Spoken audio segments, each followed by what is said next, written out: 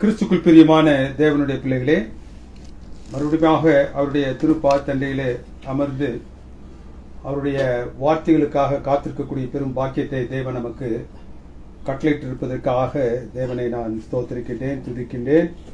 இந்த நாளிலும் அவருடைய பாதத்தில் அமர்ந்து நாம் தியானிக்க இருக்கக்கூடிய வேத பகுதி நம்மை கிறிஸ்துவண்டே நெருக்கி ஏவும்படியாக நம்முடைய சுரங்களை தாழ்த்தி அவருடைய வழிநடத்தலுக்காக சற்று நேரம் இறைச்சி நிற்போம். இவைகளை அன்பாய் நேசித்து வழிநடத்தும் பரிசுத்தமிக்க பரம்பிதாவே, இந்த பரிசுத்தமான மணித்துளியில் உங்களுடைய வார்த்தைகளை நாங்கள் தியானிக்கபடியாக நீர் பாராட்டிய தயவிற்காக உங்களுக்கு நன்றி செலுத்துகிறோம் சுவாமி. பரிசுத்த ஆவியானவர் எங்களில் இடைப்படவும் நாங்கள் என்ன காரியங்களை இந்த நேரத்தில் தியானிக்க வேண்டும் என்று நீர் ஆசிக்கின்றோ அவற்றை நீர் எங்களுக்கு பரத்திலிருந்து வெளிப்படுத்தும்படியாகவும் நாங்கள் அதை கற்றவர்களாக மாத்திரமல்ல அதை எங்களுடைய வாழ்க்கையில் அப்பியாசிப்பவர்களாக இந்த இடத்தை விட்டு கடந்து செல்ல நீர் எங்களுக்கு இரக்கம் செய்தரலும். எங்களை தாழ்த்துகிறோம், வெறுமையாக்கிறோம். கிறிஸ்துவின் நாமத்தினால் ஜெபிக்கின்றோம் எங்கள் அன்பின் பரிசுத்தமிக்க பரமபிதாவே, ஆமென். கர்த்தராகிய இயேசு கிறிஸ்து தன்னுடைய பாடு, மரணம், அடக்கம், அவருடைய உயிர்த்தெழுதலுக்கு பிறகாக 40 நாட்கள் உயிரோடு இந்த பூமியிலே தங்கி அநேகருக்கு அவர் தன்னை வெளிப்படுத்தினார். அப்போஸ்தலர்களுக்கு விசேஷமான முறையில் அவர் தரிசனம் அளித்தார். தேவனுடைய ராஜ்யத்தை குறித்த காரியங்களில் அவரோடு பேசினார். அநேக பல திருஷ்டாந்தங்களின் வழியாக தம்மை உயிரோடு இருக்கிறவர் என்று காட்டும்படியாக அவர் பிரயத்தனங்களை மேற்கொண்டார். 40 நாட்களுக்கு பிறகு அவர் பரத்திற்கு எடுத்துச் செல்லப்படுவதற்கு முன்பதாக இந்த சீடர்கள் தங்களுடைய இருதயங்களை அதிகமாக பாரப்படுத்திக் கொண்டிருந்த ஓர் விஷயத்தை குறித்து அவரோடு சம்பாஷிக்க ஆரம்பித்தார்கள். அப்போஸ்தலர் புத்தகம் 1வது அதிகாரம் வசனம் 6. அப்பொழுது கூடி வந்திருந்தவர்கள் அவரை நோக்கி, ஆண்டவரே, இக்காலத்திலா ராஜ்யத்தை இஸ்ரவேலுக்கு திரும்ப கொடுக்க போகின்றீர்? ஆண்டவரே, இந்த நாட்களிலா இஸ்ரவேலருக்கு அவர்களுடைய ராஜ்யத்தை திரும்ப கொடுக்க போகின்றீர்? பொதுவாக யூதர்கள்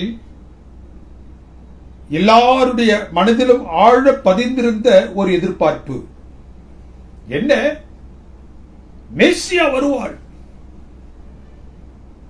ரோமனுடைய அந்த இரும்பு கரங்களிலிருந்து தங்களை விடுவிப்பார், தங்களுக்கு சொந்தமான அந்த ராஜ்யத்தை அவர் மீட்டெடுத்து தருவார். வெகு காலமாக அதை அவர்கள் எதிர்பார்த்து வந்தார்கள். எப்பொழுதெல்லாம் மேசியாவை குறித்து அவர்கள் யாசித்தார்களோ அப்பொழுதெல்லாம் அவர்களுடைய அந்த விடுதலையை குறித்து, ரோமனுடைய கரங்களில் இருந்து தாங்கள் பெற வேண்டும் என்று அவர்கள் ஆசித்துக் கொண்டிருந்த அந்த விடுதலையை குறித்து அவர்கள் அதிகமாக பேசிக் கொண்டிருந்தார்கள். இந்த மனத்தாக்கம், the impact of Jews, அப்போஸ்தலரிடத்திலும் காணப்பட்டது.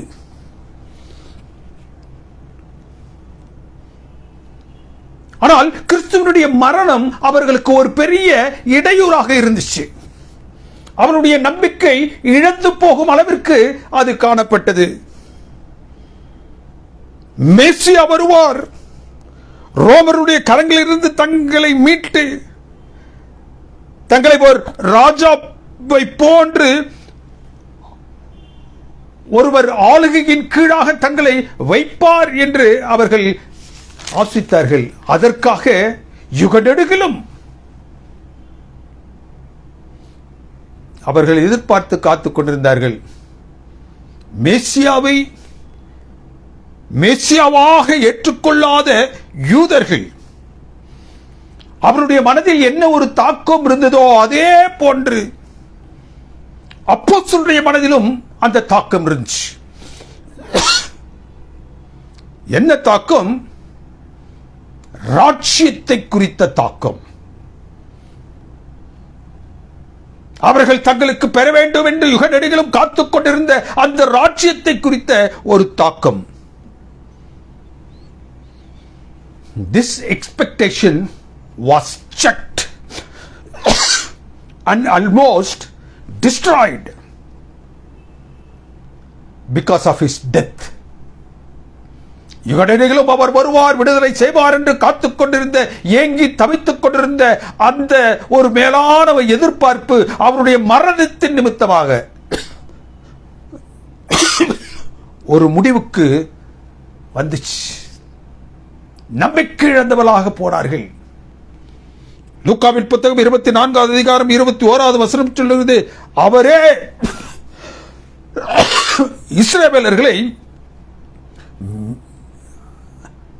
அந்த இரும்பு கரங்களில் இருந்து மீட்டு ரட்சிப்பார் என்று நாங்கள் நம்பியிருந்தோம்.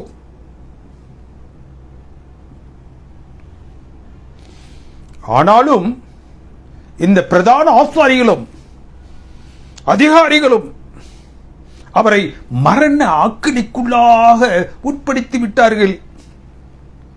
அவரை சிலுவையில் அறைந்து போட்டு விட்டார்கள். பதபதத்து போனார்கள்.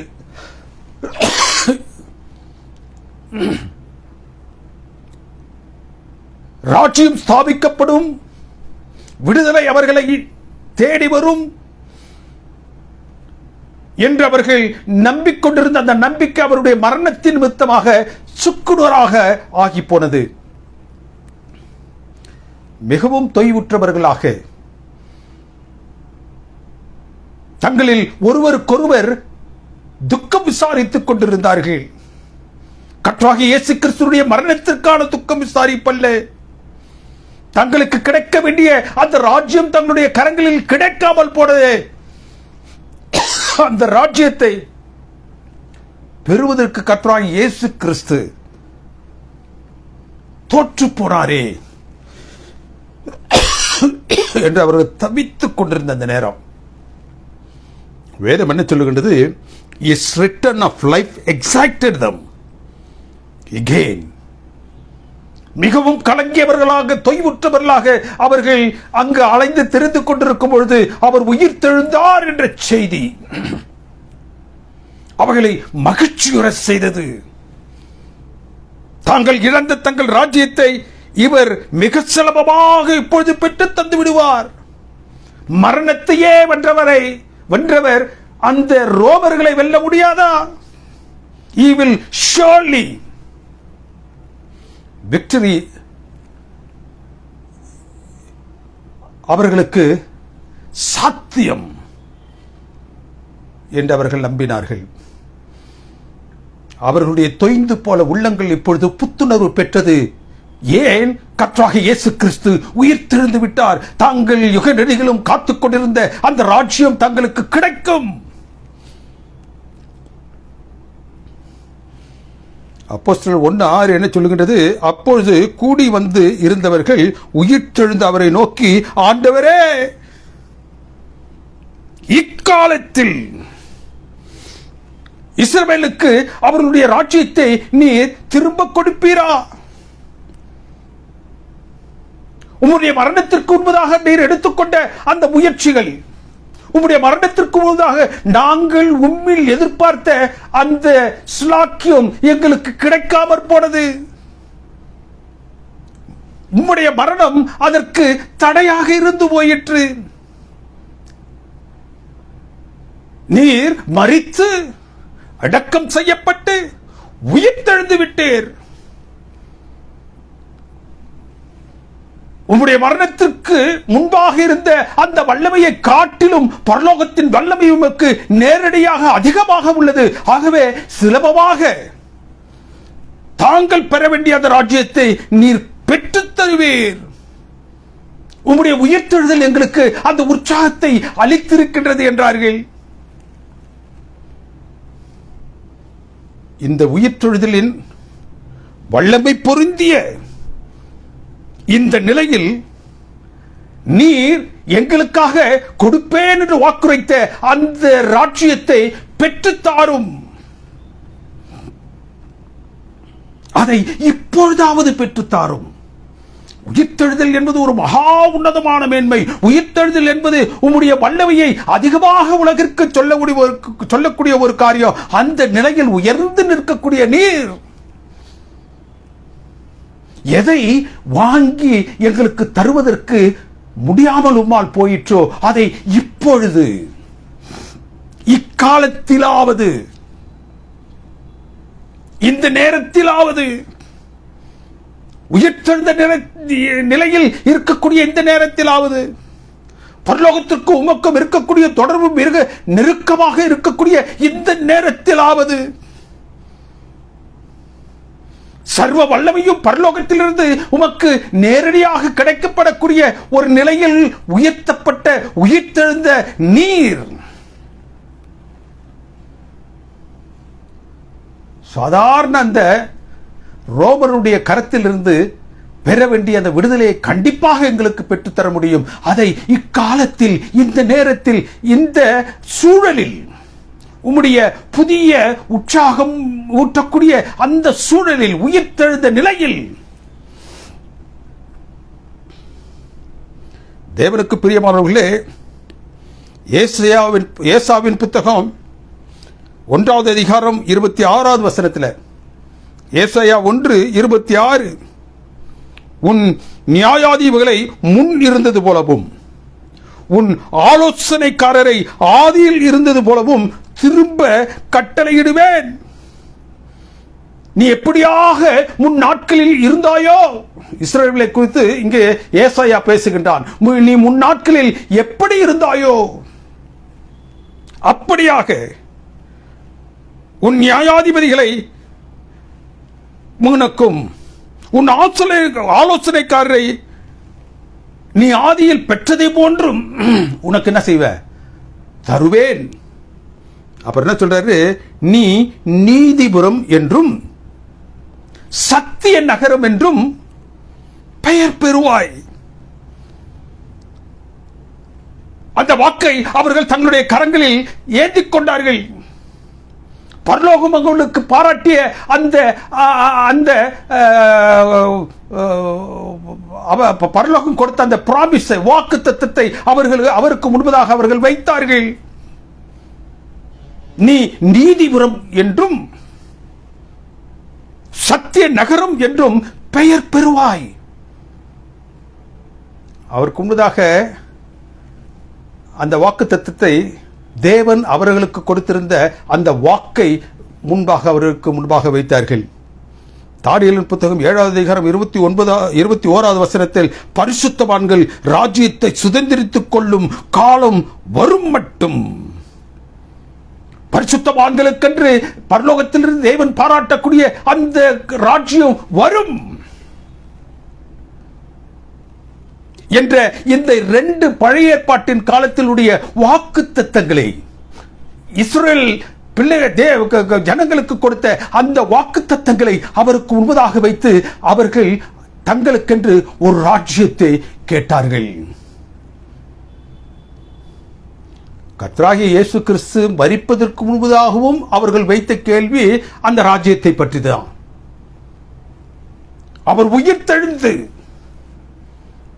40 நாட்கள் அல்லவும் அவர்கள் அங்கும் இங்குமாக சுற்றித் திரிந்து அவர் தம்மை உயிர்த்தெழுந்தவர் என்று மற்றவர்களுக்கு சொல்லும் வண்ணமாக வெளிப்பட்ட பொழுது அவர்களோடு அவர்கள் 40வது நாளில் அவர் எடுத்துச் செல்லப்படுவதற்கு முன்பாக 2 காரியத்தில் ஒன்று பரிசுத்த ஆவியானவர், அது தேவன் அவர்களுக்கு பாராட்டுவேன் என்று சொன்னது. முக்கியமானது இந்த கேள்வி. எந்த கேள்வி? இந்த அப்போஸ்தலர்கள் கூடி இருந்தவர்கள் அவரை பார்த்து கேட்ட அந்த கேள்வி. எங்களுக்கு இக்காலத்திலா? Is this a time that you are going to entrust us with the kingdom? உம்முடைய ராஜ்யத்தை நீர் இந்த நாட்களில் எங்களுக்கு கொடுக்க போகின்றீரா? உயிர்த்தெழுந்த இந்த பிரகாசமான உயிர்த்தெழுந்த இந்த வெற்றி பொருந்திய இந்த நாட்களிலா ராஜ்யத்தை நீர் எங்களுக்கு கொடுக்க போகின்றீர்கள்? மரிக்கும் முன்பதாக வைத்த அதே கேள்வியை உயிர்த்தெழுந்த பிறகு அவர் பரத்திற்கு எடுத்துச் செல்வதற்கு சற்று முன்பாக இந்த கேள்வியை கேட்ட மாத்திரத்தில் அவர் ஒரு பதிலை சொன்னார். அதற்கு பிறகு அவர் எடுத்துக்கொள்ளப்பட்டார். மேசியாவாக தாங்கள் நினைத்தது போல் இவ்வுலகத்திற்கடுத்த ராஜ்யத்தை தங்களை ரோமருடைய கரங்களிலிருந்து விடுவித்து ஸ்தாபிப்பார் என்று யுகநடிகளும் காத்திருந்த அவர்களைப் போன்றே இந்த அப்போஸ்தலர்களும் கர்த்தராகிய இயேசு கிறிஸ்துவினால் இந்த உலகத்தில் ஸ்தாபிக்கப்பட போகின்ற ஒரு ராஜ்யத்திற்காக அவர்கள் காத்துக் கொண்டிருந்தார்கள். 3.5 வருஷம் அவரோடு அங்கும் இங்குமாக சுற்றித் திரிந்தார்கள். எங்கெல்லாம் அவர் சென்றாரோ, என்னவெல்லாம் அவர் பிரசங்கித்தாரோ, எந்த நிலையிலெல்லாம் மனிதனுடைய மனங்களை தொடும்படியாக அவர் பரலோகத்தின் ரகசியங்களை விலக்கி சொல்லிக் கொண்டிருந்தாரோ அவை எல்லாவற்றையும் கேட்டவர்கள் கிறிஸ்துவை நன்றாக அறிந்திருந்தார்கள். அவர் ஏன் இந்த பூ உலகத்திற்கு வந்தார் என்பதை நன்றாக அறிந்திருந்தார்கள். அவருடைய காலம் சொற்ப காலம். அந்த சொற்ப காலத்தில் பரலோகத்தின் மேன்மைகளை குறித்து அவர் சொல்லி அவர் சிந்த போகின்ற அந்த இரத்தத்திற்கு பாத்திரவான்களாக அதை தங்களுடைய வாழ்க்கையில் பெறுவதன் மூலமாக ரட்சிக்கப்பட போகிறவர்களாக ஆக ஜனங்களை அவருடைய சமூகத்தண்டை சேர்ப்பதற்கு அவர் செய்த முயற்சிகளை எல்லாம் பார்த்து கொண்டிருந்தார்கள். அவர்கள் இப்பொழுது அந்த யூதர்கள் என்ன எதிர்பார்த்தார்களோ அதைத்தான் இவர்களும் எதிர்பார்த்தார்கள். கிறிஸ்துவின் மரணத்தின் பொழுது அவர்களுடைய நீண்ட நாள் நம்பிக்கை சுக்குநூறாகியது. இப்பொழுது அவர் உயிர் தெழுந்தவுடன் அவர்கள் நம்பிக்கை உயிர் பெற்றது. எனவே கிறிஸ்து உயிர் தெழுந்தவுடனே அவர் பரமேறி செல்வதற்கு முன்னதாக இதை கேட்டுவிட வேண்டும் என்று அவர்கள் ஆதங்கத்தோடு வாய்ப்பை அவர்கள் எதிர்பார்த்துக் கொண்டிருந்தார்கள். தருணத்தை அவர்கள் எதிர்பார்த்துக் கொண்டிருந்தார்கள். அவருடைய திருவாய் மலர அவர் அதை குறித்து என்ன சொல்லப் போகின்றார் என்பதை எதிர்பார்த்தார்கள். அவருடைய வாயிலிருந்து எழக்கூடிய வார்த்தைகள் ஒரு ராஜ்யத்தை இந்த உலகத்தில் தங்களுக்காக ஏற்படுத்திக் கொடுக்கும் என்று அவர்கள் விசுவாசித்து காத்துக் கொண்டிருந்தார்கள். கிறிஸ்துவின் மரணத்தின் நிமித்தமாக தோற்று போட, அந்த ராஜ்யத்தை ஸ்தாபிப்பதற்கு தோற்று போட, அந்த காரியத்தை அவர் இப்பொழுது செய்து முடிப்பதற்கு எல்லா வல்லமையும் படைத்தவராக இருக்கின்றார் என்ற நிலையில அவரிடத்தில் இந்த கேள்வியை வைத்தார்கள். மரணம் அவருடைய அந்த நம்பிக்கைக்கு ஒரு முடிவை வைத்தது. அவருடைய உயிர்த்தெழுதல் அந்த நம்பிக்கைக்கு இப்பொழுது புத்துணர்வை அளித்தது. மரணத்தையே வென்றவர்,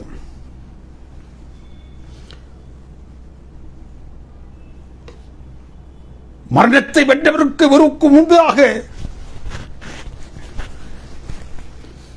ரோமர்கள் எம்மாத்திரம் வல்லமை படைத்தவர். இவர் இந்த உலகத்தில் மரணத்தை ஜெயிக்கக்கூடிய நபர் ஒருவரும் இருந்ததில்லை. அந்த மரணத்தை வெற்றி கண்ட இவரால் ரோமர்களை வெற்றி காண முடியாதா? ஆகவே சுலபமான முறையில்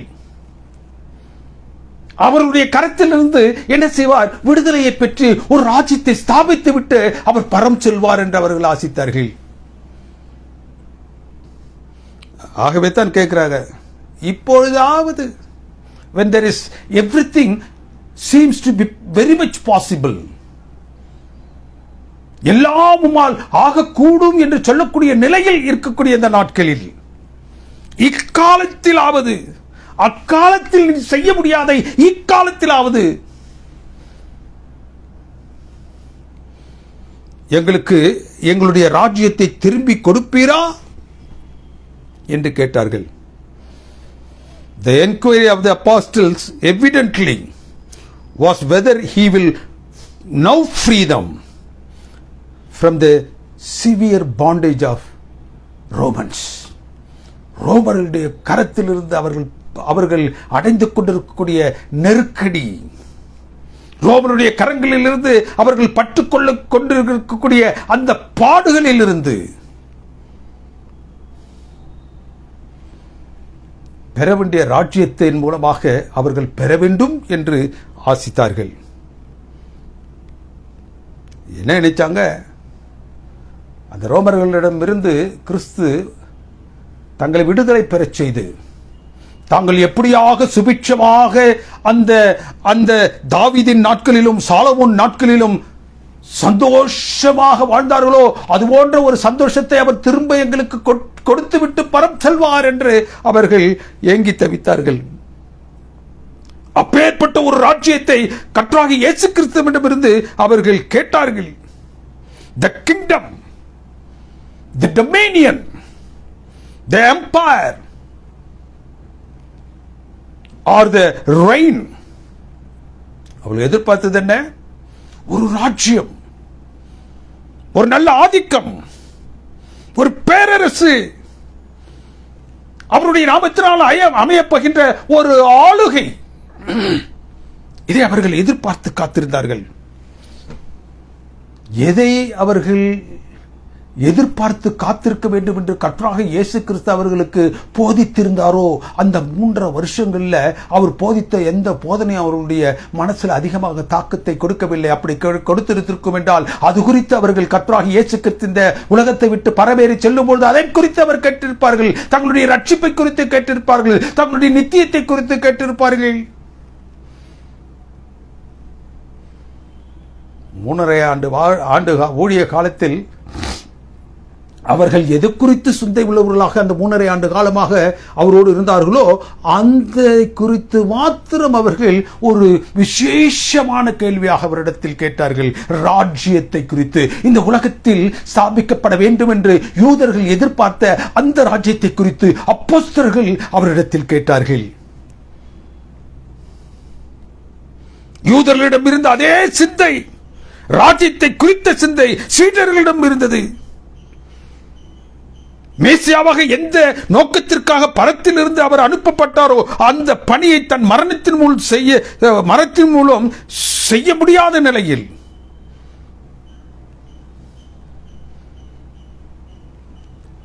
இப்பொழுது செய்யக்கூடிய ஒரு நிலையில அவர் விஸ்வரூபம் எடுத்து அங்கு நிற்கும் பொழுது அவரிடத்தில் அந்த ராஜ்யத்தை குறித்து இப்பொழுது பேசுகின்றார்கள்.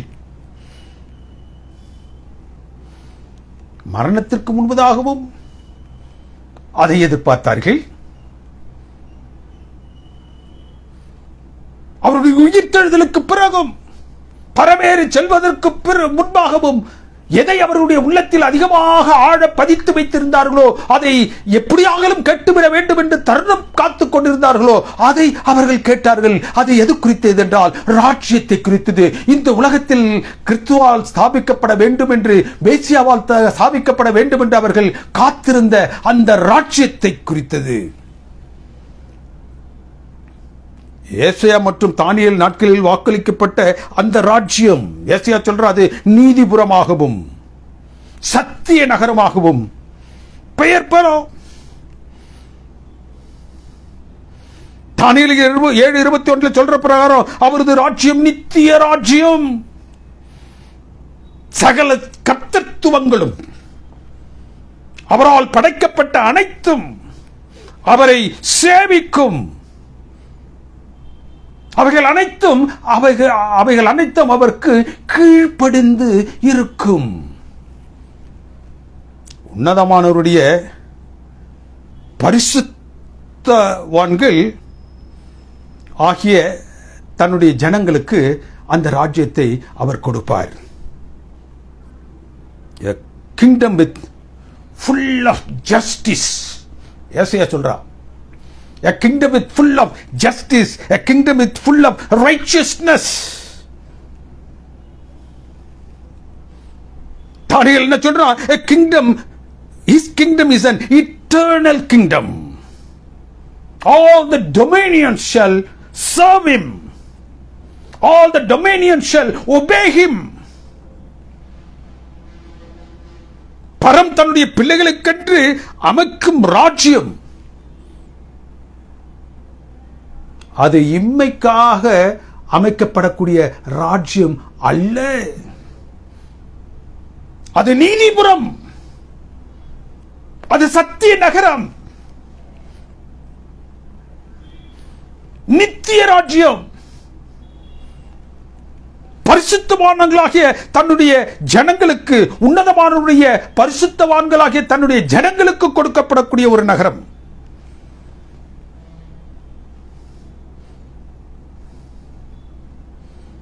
அது நீதிபுரமாக இருக்கும்.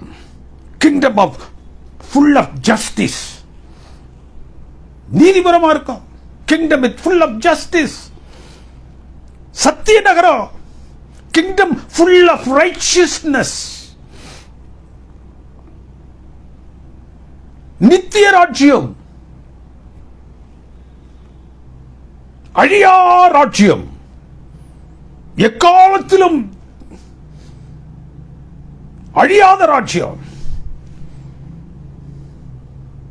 சகல கர்த்தத்துவங்களும், உலகத்தில் காணக்கூடிய அனைத்து சத்துவங்களும், அவரால் படைக்கப்பட்ட அனைத்தும் அவரை சேவிக்கக்கூடிய ஒரு நிலையில் அவருக்கு கீழ்ப்படிந்திருக்கும். அது யாருக்காக ஏற்படுத்தப்பட போகின்ற ஒரு ராஜ்யம்? உன்னதமானவருடைய பரிசுத்தவான்களுக்கு கொடுக்கப்படக்கூடிய ராஜ்யம். இதை யூதர்களும் சீடர்களும் மேசியாவிடத்திலிருந்து எதிர்பார்த்து காத்துக் கொண்டிருந்த அந்த ரோமனுடைய கரத்திலிருந்து பெற்றுத்தரக்கூடிய ராஜ்யம் அல்ல. அது அழிந்து போகக்கூடியது. தானியேலும் ஏசாயாவும் அவர்கள் ராஜ்யத்தை குறித்து பேசும்பொழுது இதைத்தான் பேசுகிறார்கள். அது நீதிபுரமாகவும் சத்திய நகரமாகவும் இருக்கும். இட்டர்னல் கிங்டம், நித்திய ராஜ்யம். உன்னதமான தேவனுடைய பிள்ளைகளுக்கென்று தேவன் ஆயத்தப்படுத்தி காத்து கொண்டிருக்கக்கூடிய ஒரு ராஜ்யம். சகலமும் அவரை சேவிக்கக்கூடிய நிலையில் இருக்கக்கூடிய ஒரு ராஜ்யம். அந்த ராஜ்யம் சேவிக்கப்படும், அந்த ராஜ்யம் உண்டாக்கப்படும் பொழுது, கொடுக்கப்படும் பொழுது எல்லோரும் கீழ்ப்படிவார்கள். இந்த பூமியை படைச்சிட்டு கீழ்ப்படிதல் இல்லாமல் போனவர்கள் இல்லாமல் இருக்கக்கூடிய ஒரு ராஜ்யம். ஏவாள் தான் நினைத்தாலும் யாருக்கு கீழ்ப்படிய வேண்டுமோ அவருக்கு கீழ்ப்படியக்கூடிய ஒரு ராஜ்யம். தேவன் தன்னுடைய பிள்ளைகளுக்காக நித்தியமாக அவர்கள் அதில் ஆசீர்வதிக்கப்பட்டு வாழ வேண்டும் என்பதற்காக தேவன் பிரத்யேகப்படுத்தி உண்டாக்கி காத்துக் கொண்டிருக்கக்கூடிய ஒரு ராஜ்யம், நித்திய ராஜ்யம். ஆகவே தான் கர்த்தராகிய இயேசு கிறிஸ்து அவர் தன்னுடைய சீடர்களுக்கு கற்றுக் கொடுத்த அந்த ஜெபத்தில் உம்முடைய ராஜ்யம் வருவதாக. It is not the kingdom that is to be established right here. It is not meant for the people who are living in this world. It is not the worldly kingdom. உம்முடைய ராஜ்யம் வருவதாக. நீதியின் நகரமாக, சத்திய நகரமாக, நீதிபுரமாக, உன்னதமானவருடைய பிள்ளைகளுக்கென்று ஆயத்தப்படுத்தி வைத்திருக்கக்கூடிய அந்த தேசமாக, ராஜ்யமாக, எல்லோரும் அவரை சேவிக்கக்கூடிய நிலையில் அமைக்கப்படுகின்ற அந்த ராஜ்யமாக. அதைத்தான் கர்த்தராகிய இயேசு கிறிஸ்து உம்முடைய ராஜ்யம் வருவதாக, thy kingdom come.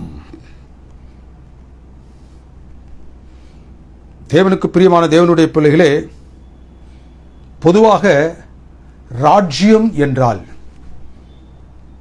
the kingdom என்று சொல்லக்கூடிய அந்த வார்த்தைக்கு, அது ராஜ்யம் என்று சொல்லக்கூடிய அந்த வார்த்தைக்கு அர்த்தம் என்ன? ராஜ்யம் என்றால் ஒரு ராஜா இருக்கணும், அவர் ஆளுகை செய்யக்கூடிய ஒரு இடம், த ஸ்பியர் ஆஃப் இன்ஃப்ளூயன்ஸ் சொல்லுவார்கள். ராஜ்ய பாரம் செய்யக்கூடிய இடம் இருக்கணும். ராஜா அவர் ஆளுகை செய்யக்கூடிய இடம். மூன்றாவது முக்கியமானது எதுவென்றால் அங்கு வாழக்கூடிய பிரஜைகள், மக்கள், ஜனங்கள். King, territory and subjects. ராஜா யாரு நம்ம எல்லாருக்கும் தெரியும், கிறிஸ்து ராஜா. ராஜ்யம் எது? யோவான் பார்க்கிறான், புதிய வானத்தையும் புதிய பூமியையும் பார்க்கின்றான்.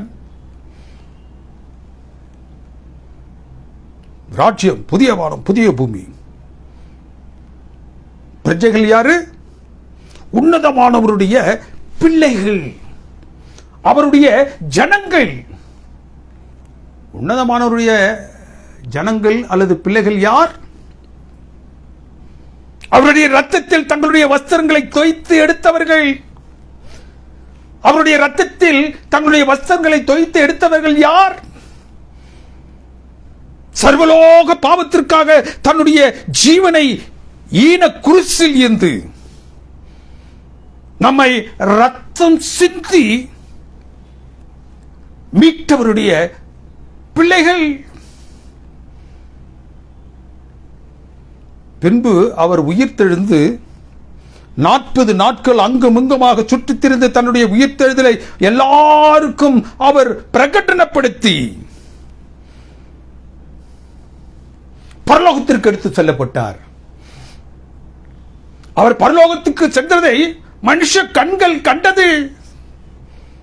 அப்படியாக அவர் எடுத்து செல்லப்படும் பொழுது தேவனுக்கு பிரியமானவர்களே, அந்த கர்த்தராகிய இயேசு கிறிஸ்து பரத்திற்கு சென்று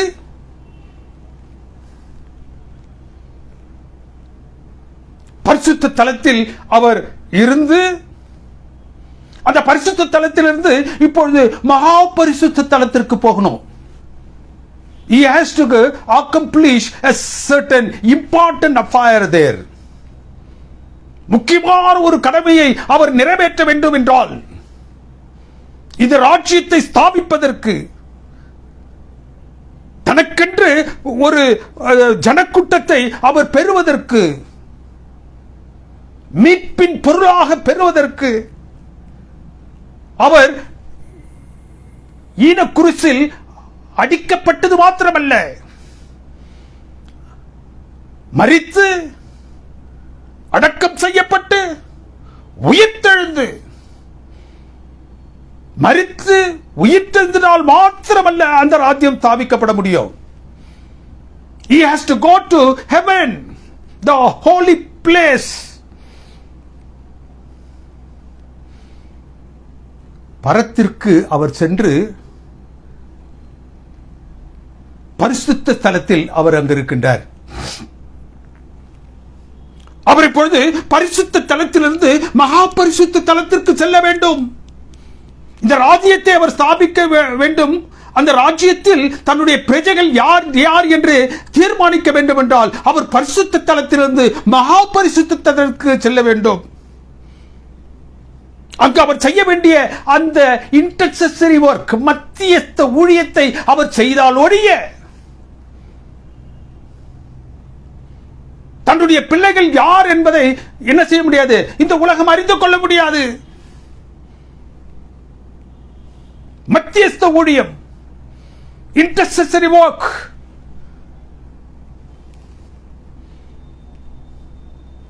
அதை எப்படி செய்யறாரு? வெளிப்படுத்தல் புத்தகம் 20 அதிகாரம் வசனங்கள் 12 சொல்லுது, நியாய நுட்ப விசாரணை, an investigative judgment. 40 நாட்களுக்கு பிறகு பரம் ஏறி சென்ற கர்த்தராகிய இயேசு கிறிஸ்து பரிசுத்த தலத்திலிருந்து மகா பரிசுத்தத்திற்கு செல்ல வேண்டும். ஏன்? தானியேல் புத்தகம் 7 அதிகாரம் 26 வசனம் சொல்லுது, நியாய சங்கம் உட்கார வேண்டும்.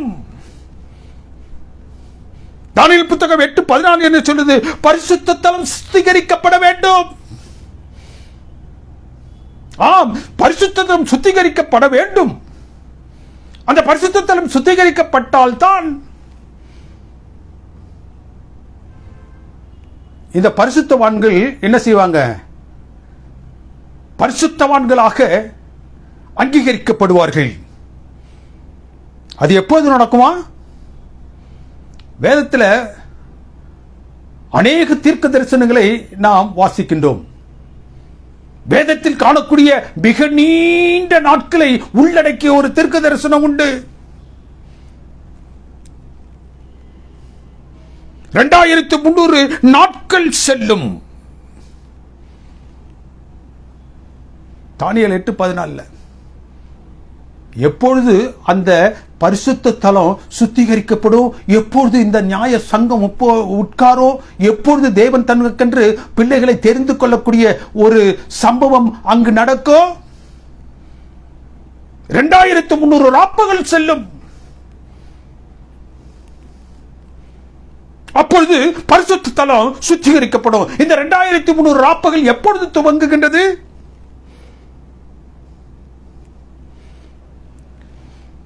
ஒரு நாள் ஒரு வருடத்திற்கு சமம். என்னாகமத்தின் புத்தகம் 14வது அதிகாரம் 34வது வசனம், ஒவ்வொரு நாள் ஒவ்வொரு வருஷமாக.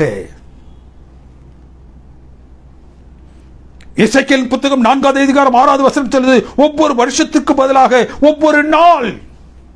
இயர் டே பிரின்சிபல் என்று சொல்லுவார்கள். 2300 நாட்கள் என்றால் 2300 வருஷங்கள் ஆகும்.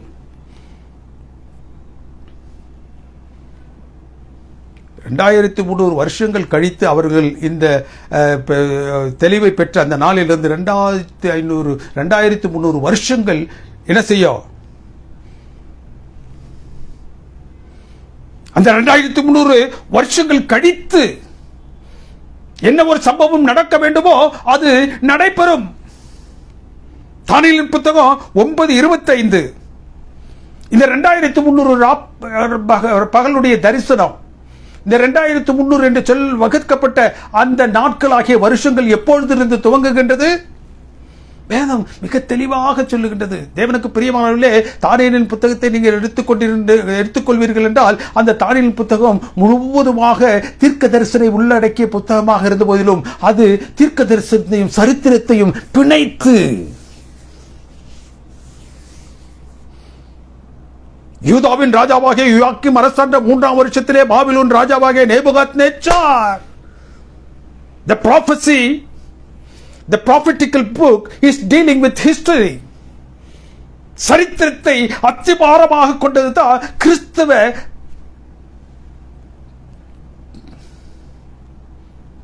தேவன் இந்த உலகத்திற்கு பாராட்டிய இந்த அருமையான கிறிஸ்தவ. எதுவும் காப்பியங்கள் அல்ல. இந்த நாட்களில் மற்ற மதங்களில் காணப்படுவது போன்று அவைகள் காப்பியங்கள் அல்ல, சரித்திர பூர்வமான நிகழ்வுகள். இந்த 2300 ராப்பகல் எப்பொழுது துவங்கும்? தானியேலின் புத்தகம் 9வது அதிகாரம் 25வது வசனம் சொல்லுது, எருசலேமை திரும்ப எடுப்பித்து கட்டப்படுவதற்கான கட்டளை வெளிப்படும் அந்த நாள் முதற்கொண்டு.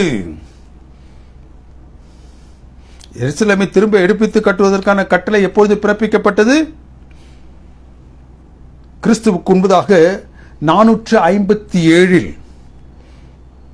அந்த கட்டளையை அர்தசஷ்டா என்ற ராஜா என்ன செய்கின்றான்? பிறப்பிக்கின்றான்.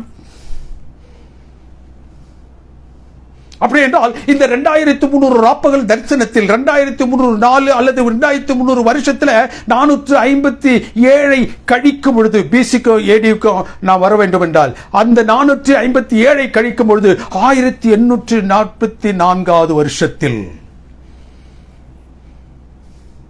பரிசுத்த ஸ்தலம் சுத்திகரிக்கப்பட வேண்டும். பரிசுத்த ஸ்தலம் சுத்திகரிக்கப்பட வேண்டும் என்றால் பரிசுத்த தலத்தில் இருக்கக்கூடிய கர்த்தராகிய இயேசு கிறிஸ்து மகா பரிசுத்த தலத்திற்கு செல்ல வேண்டும். மகா பரிசுத்த தலத்தில் அமர்ந்திருக்கக்கூடிய தேவனுடைய பிதாவாகிய அந்த தேவனுடைய வலது பரிசுத்தில் அவர் அமர வேண்டும்.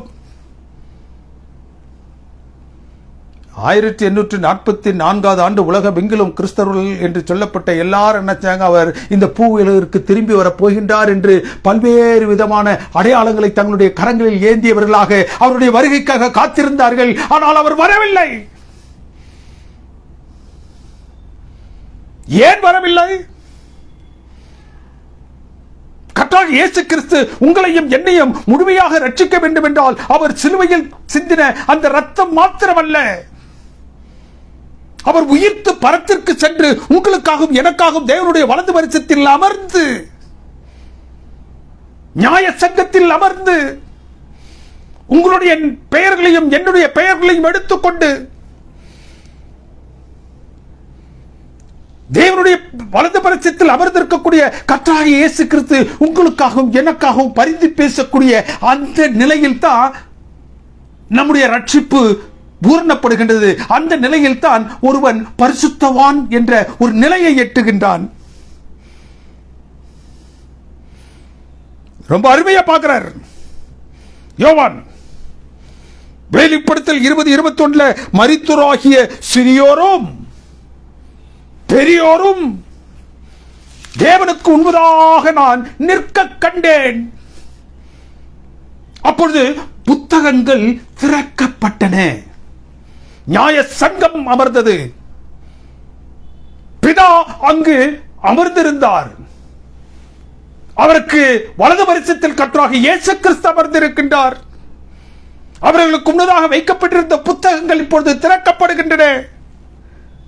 பாவ புஸ்தகம், ஞாபக புஸ்தகம். யாரெல்லாம் என்ன பாவத்தை எல்லாம் நாம் இங்கு செய்கின்றோமோ அவைகள் அனைத்தும் அங்கு என்ன செய்யப்படுகின்றது? அந்த புத்தகத்தில் எழுதப்படுகின்றது.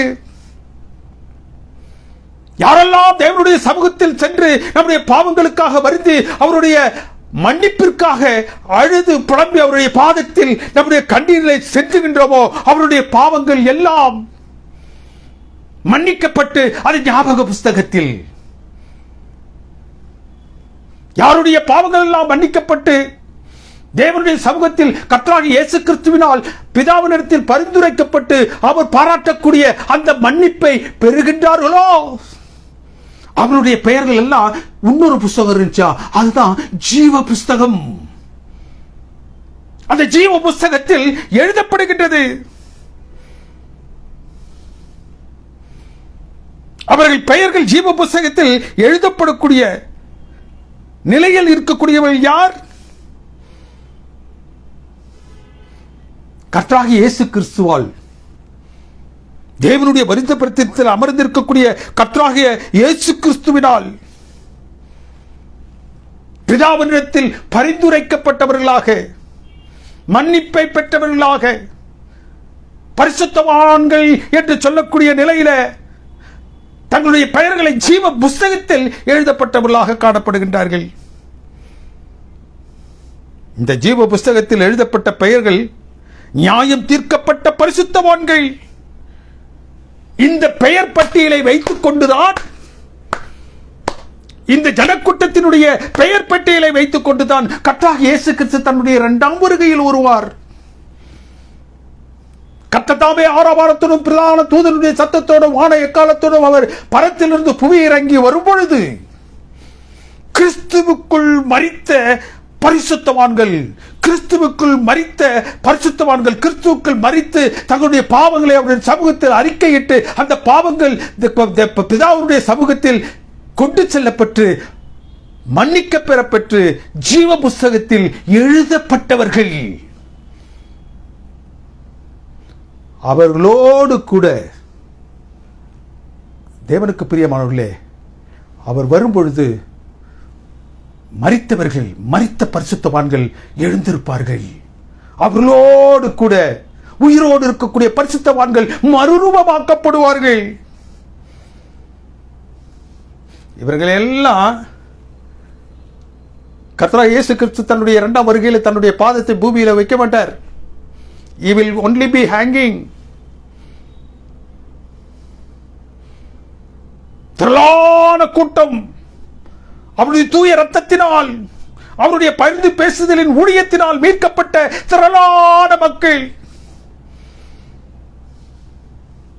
அந்த கண்ணாடி கடலிலே காணும் பொழுது கடற்கரை மனரசனையான மக்கள் என்று வேதம் சொல்லுகின்றது. அவரோட கூட எடுத்துக் கொள்ளப்படுவார்கள்.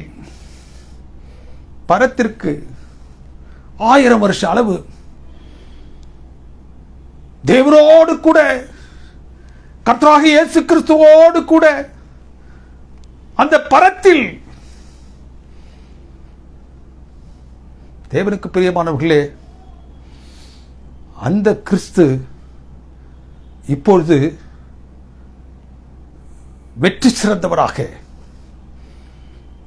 தன்னுடைய இரத்தத்தினால் மீட்டுக் கொள்ளப்பட்ட அந்த மீட்பின் பொருட்களோடு கூட தன்னுடைய 3ஆம் வருகையில் வருவார். அவருடைய 2ஆம் வருகைக்கு முன்பதாக பரிசுத்த தலத்திலிருந்து மராக பரிசுத்தத்தில் சென்று ஒரு நியாயம் செய்யக்கூடியது தான் ஜஸ்ட் இன்வெஸ்டிகேட்டிவ் ஜட்ஜ்மெண்ட், நியாய நுட்ப விசாரணை. இன்னொரு விசாரணை இருக்கு, இன்னொரு நியாய ஜட்ஜ்மெண்ட் இருக்குது, அது எக்ஸிகியூட்டிவ் ஜட்ஜ்மெண்ட். யாரெல்லாம் தேவனுடைய சமூகத்தில் மன்னிப்பை பெறாமல் பாவத்தில் தொடர்ந்து தங்களை அழித்துக் கொண்டார்களோ அவர்கள் அனைவரும் அழிக்கப்படுவதற்கு ஏதுவாக, பூமியில் தங்கி இருக்கக்கூடிய அவர்கள் அனைவரும் அழிக்கப்படுவதற்கு ஏதுவாக இங்கு கர்த்தராகிய இயேசு கிறிஸ்து என்ன செய்வார்? தன்னுடைய சம்பத்துக்களோடு இறங்கி வருவார். அதைத்தான் யோவான் பார்க்கிறான். என்ன பார்க்கிறான்? புதிய வானமும் புதிய பூமியும். Now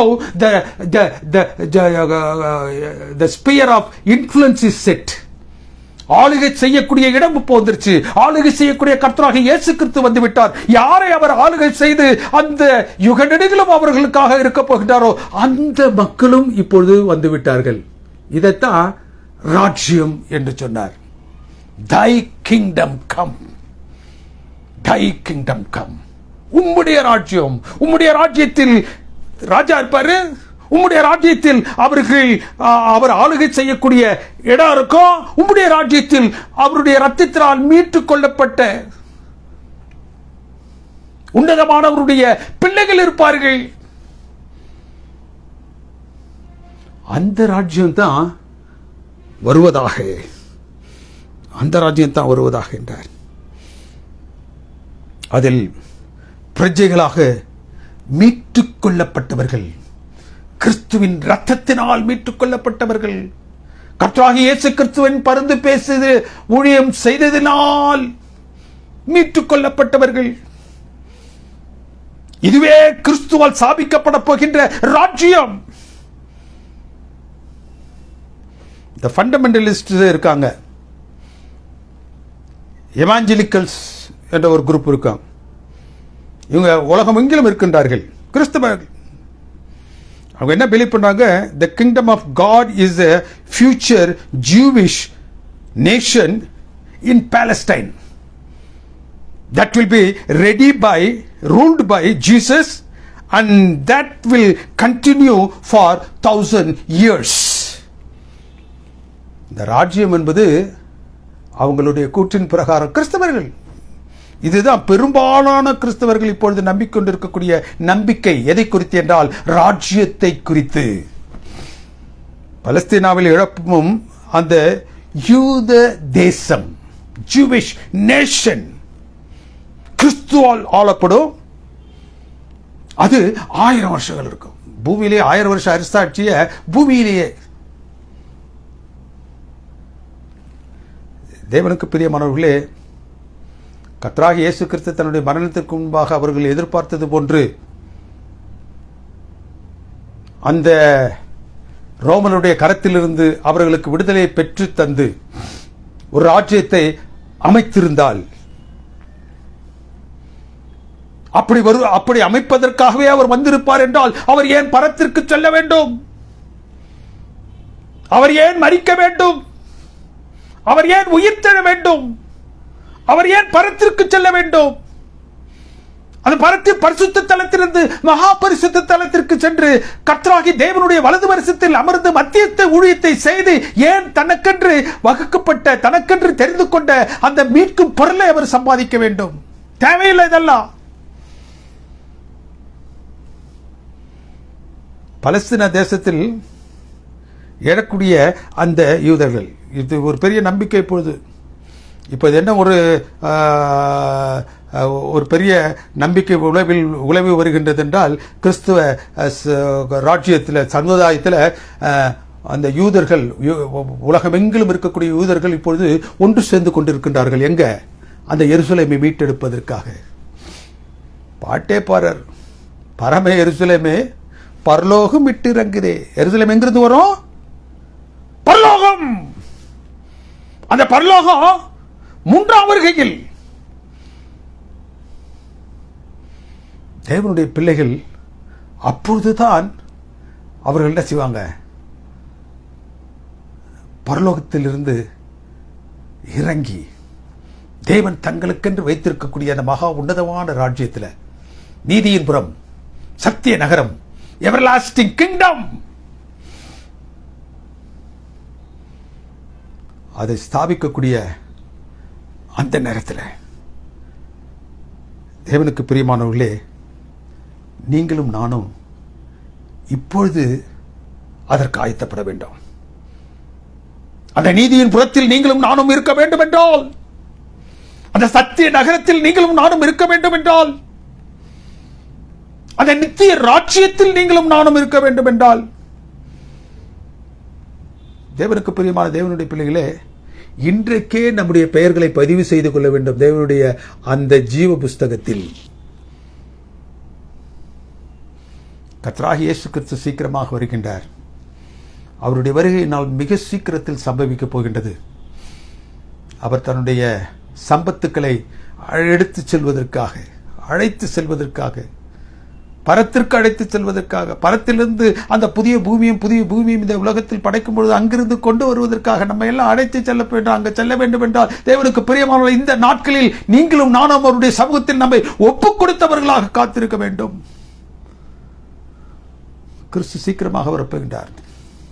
அவர் வருவேன் என்று வாக்குறுதி சென்ற பொழுது சொல்லிய அடையாளங்கள் அனைத்தும் நிறைவேறிவிட்டது. ஒன்றே ஒன்று பாக்கி இருக்கிறது. அது என்னவென்றால் அவருடைய வருகை. அந்த வருகைக்காக காத்திருந்து, அவரோரும் அந்த நாளில் இதோ இவருக்காக காத்திருந்தும் இவருடைய ரட்சிப்பிலே கலிக்கிறோம் என்று சொல்லக்கூடிய தேவனுடைய பிள்ளைகளோடு நீங்களும் நானும் காணப்பட தேவன் நமக்கு தயவு செய்வாராக. ஆமென். எங்களை அன்பாய் நேசித்து வழிநடத்தும் பரிசுத்தமிக்க பரமபிதாவே, உம்முடைய தூய நாமம் என்னாலும் மகிமைப்படுவதாக, உம்முடைய ராஜ்யம் வருவதாக என்று தேவரீர் நீர் எங்களுக்கு உம்முடைய ஜெபத்தில் கற்றுக் கொடுத்தது போன்ற அந்த ராஜ்யத்தை குறித்து நாங்கள் இந்த நாளில் தியானித்தோம் சுவாமி. அந்த ராஜ்யம் எங்களுக்காக வர இருக்கக்கூடிய ராஜ்யம், அந்த ராஜ்யத்தில் நாங்களும் இருக்க வேண்டும் என்று நீர் ஆசிக்கக்கூடிய ஒரு ராஜ்யம். எங்கள் அன்பின் தெய்வத்தினுடைய திருப்பாதத்தண்டையிலே எங்களை நாங்கள் ஒப்புக் கொடுக்கின்றோம் ஐயா.